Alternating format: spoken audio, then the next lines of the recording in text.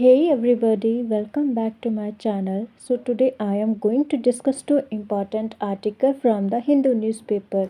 The first article is about India's nuclear power. First point, India has set an ambitious target to increase nuclear power capacity from around 8,000 megawatt to 1 lakh megawatt by 2047, aligning with long-term clean energy and net zero goals.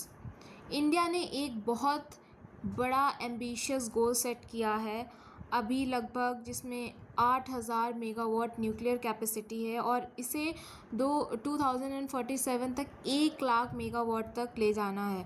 और ये directly linked है India के net zero emissions target 2070 से। मतलब future में clean energy का एक बड़ा रोल होगा और न्यूक्लियर उसका मेजर पिलर बनेगा। 2047 का टारगेट सिंबॉलिक भी है और ये 100 years of independent. Second point, the government is pushing reforms through the proposed amendments to the Atomic Energy Act and Civil Liability for Nuclear Damage Act to enable greater private sector participation. Government कुछ important laws में change लाना चाहती है, जिसमें से पहला है atomic energy act and the second is civil liability for nuclear damage act. अभी प्राइवेट कंपनीज न्यूक्लियर सेक्टर में ईजिली इन्वेस्ट नहीं कर सकती। अमेंडमेंट्स का पर्पस है प्राइवेट सेक्टर पार्टिसिपेशन को बढ़ाना और इससे इन्वेस्टमेंट इंक्रीज होगा, सेकेंड टेक्नोलॉजी ट्रांसफ़र होगा और फास्टर प्रोजेक्ट कंप्लीट पॉसिबल होगा। Third point, nuclear energy is being emphasized as a stable base load power source, unlike solar and wind, which are intermittent, making it crucial for energy security. Nuclear मतलब stable base load power. तो base load power का मतलब होता है continuous 24/7 electricity supply, ठीक है। तो solar और विंड जो है वो इंटरमीडिएट मतलब कभी है और कभी नहीं, और न्यूक्लियर जो है वो एक स्टेबल और रिलायबल है। तो इसलिए न्यूक्लियर एनर्जी एक ऐसी एनर्जी सिक्योरिटी के लिए क्रूशियल है, और स्पेशली जब डिमांड हाई हो और रिन्यूएबल्स फ्लैक्चुएट करते हैं। Fourth point, India's current energy mix is still heavily dependent on coal, and nuclear power is seen as the low carbon alternatives to reduce emissions while ensuring continuous power supply. Coal dependency और low carbon alternative मतलब India अभी भी कोल पे heavily dependent है और major electricity source भी है। Problem क्या है? पोल्यूशन, कार्बन एमिशन, और इसका सल्यूशन है न्यूक्लियर एनर्जी की लो कार्बन अल्टरनेटिव, और ये एमिशन रिड्यूस करता है, कॉन्टीन्यूअस पावर सप्लाई देता है। मतलब development as well as environment दोनों बैलेंस हो सकते हैं। Point 5, the country is expanding its nuclear fleet with indigenous pressurized heavy water reactors and exploring small modular reactors for flexible and cost effective deployment. India अपनी nuclear capacity बढ़ाने के लिए indigenous मतलब pressurised heavy water reactors पे focus कर रहा है। इसके एडवांटेज क्या है? तो इंडिया में ऑलरेडी डेवलप्ड टेक्नोलॉजी है, यूरेनियम का एफिशिएंट यूज़ होता है और सेल्फ रिलायंस को बूस्ट करता है। साथ ही इंडिया SMRs मतलब स्मॉल मॉलिक्यूलर रिएक्टर्स एक्सप्लोर कर रहा है। स्मॉल साइज मतलब ईजिली इंस्टॉल हो जाते हैं, lower cost compared to big reactors, और रिमोट या इंडस्ट्रियल एरियाज़ में यूज़फुल है। तो फ्यूचर न्यूक्लियर ग्रोथ के लिए हमें pressurized heavy water reactors as well as small modular reactors दोनों का ही कॉम्बिनेशन क्रूशियल है। 6 point, India's 3-stage nuclear program based on thorium utilization remains strategically important for long-term energy independence. India का nuclear programme 3 stage strategy पे based है। Long term vision, stage 1 जिसमें uranium based PHWRS है, stage 2 fast breeder reactors मतलब plutonium use, और stage 3 thorium based reactors. Important क्या है कि इंडिया के पास थोरियम रिजर्व वर्ल्ड में काफ़ी ज़्यादा है, और इसके बेनिफिट्स क्या हैं? मोर अबेंडेंट इन इंडिया, सेफ़र और क्लीनर फ्यूल ऑप्शन है, लॉन्ग टर्म एनर्जी इंडिपेंडेंस। इसलिए ये प्रोग्राम इंडिया के लिए एक स्ट्रैटेजिकली बहुत स्ट्रैटेजिकली बहुत ज़्यादा ही इम्पॉर्टेंट है। 7th पॉइंट, की challenges include high capital cost, long construction timeline, regulatory hurdles and liability concern which have slowed nuclear expansion and so forth. Nuclear energy का बिगेस्ट इशू कॉस्ट और time है। High capital cost मतलब plant बनाना बहुत महंगा, long construction time मतलब 10 या 15 साल भी लग सकते हैं, रेगुलेटरी हर्डल्स मतलब strict safety norms, liability concern मतलब एक्सीडेंट पर रिस्पॉन्सिबिलिटी इशू, और इसी वजह से प्राइवेट कंपनीज हेजिटेट करती हैं और इसी वजह से इंडिया का न्यूक्लियर एक्सपेंशन स्लो होता जा रहा है। And the 8th point is globally countries like the United States and China are rapidly advancing nuclear technology, making it important for India to accelerate reforms to stay competitive in clean energy transition.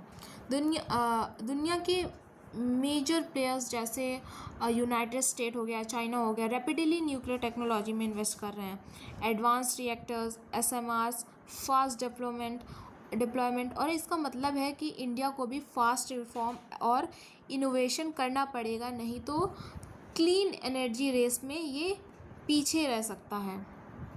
The second article is about World Trade Organization. First point, global trade multilateralism is under severe stress, with the World Trade Organization facing one of its biggest crises since its formation, especially after the recent ministerial conference failed to deliver consequences. World trade organisation का main role है global trade को rules के basis पर manage करना, जिसे हम multilateral system कहते हैं। लेकिन अब ये सिस्टम क्राइसिस में है, मतलब कंट्रीज़ कॉन्सिक्यूजेस तक नहीं पहुंच पा रहे हैं। रीसेंट मिनिस्ट्रियल कॉन्फ्रेंस MC13 में भी मेजर डिसीजन नहीं हो पाए, मतलब ग्लोबल कोऑपरेशन वीक हो रहा है और हर कंट्री अपने इंटरेस्ट को प्रायोरिटी दे रही है। सेकेंड पॉइंट, राइजिंग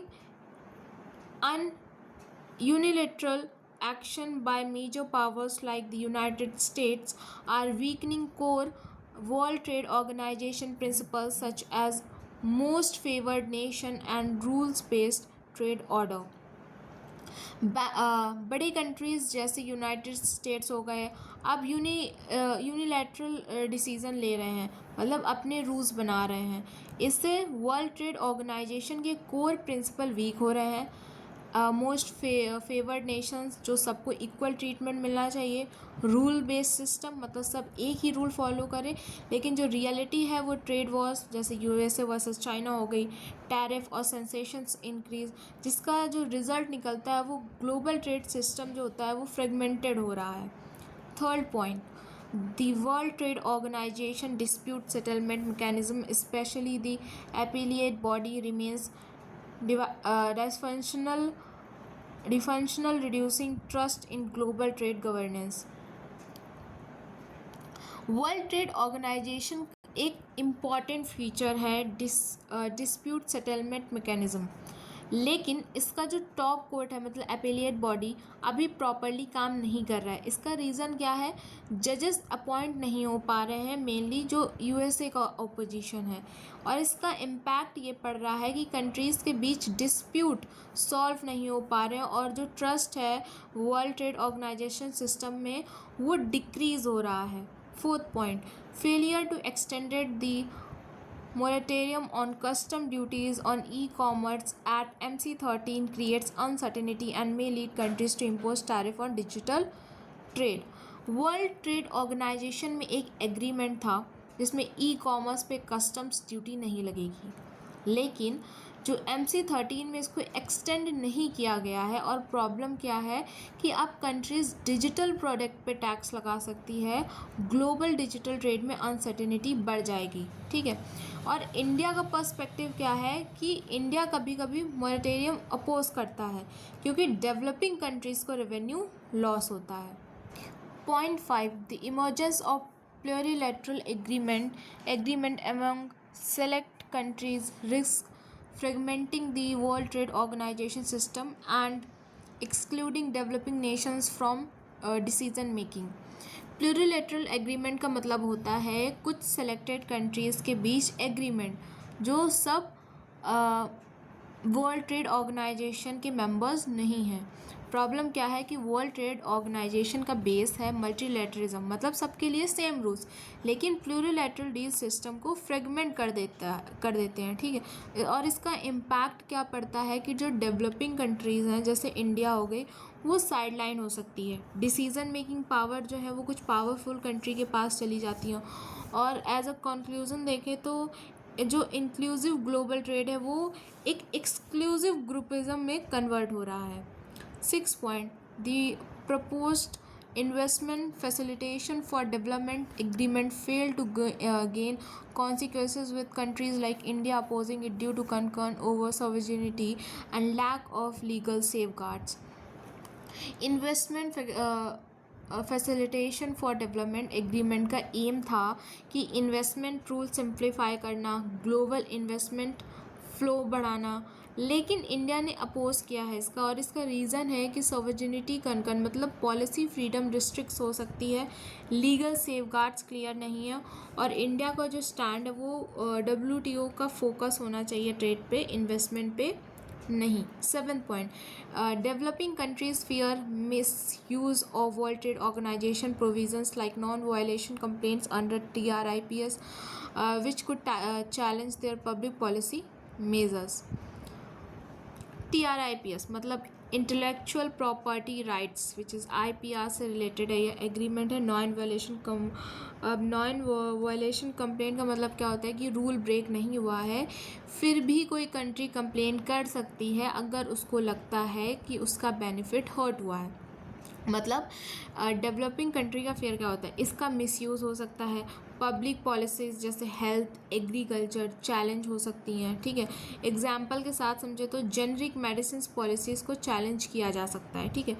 और ये प्रोविज़न पॉलिसी ऑटोनॉमी के लिए एक तरीके से थ्रेट है। And the last point is there is no clear roadmap for the World Trade Organization reforms, increasing the risk that countries will move towards regional or bilateral trade agreement, weakening the multilateral system further. सबको पता है कि WTO को reform चाहिए, लेकिन clear plan नहीं है, consequences missing है, और इसका रिजल्ट क्या है कि कंट्रीज शिफ्ट कर रही हैं रीजनल एग्रीमेंट्स पर, बिलट्रियल क्या बोलते हैं बिलट्रियल ट्रेड एग्रीमेंट पर।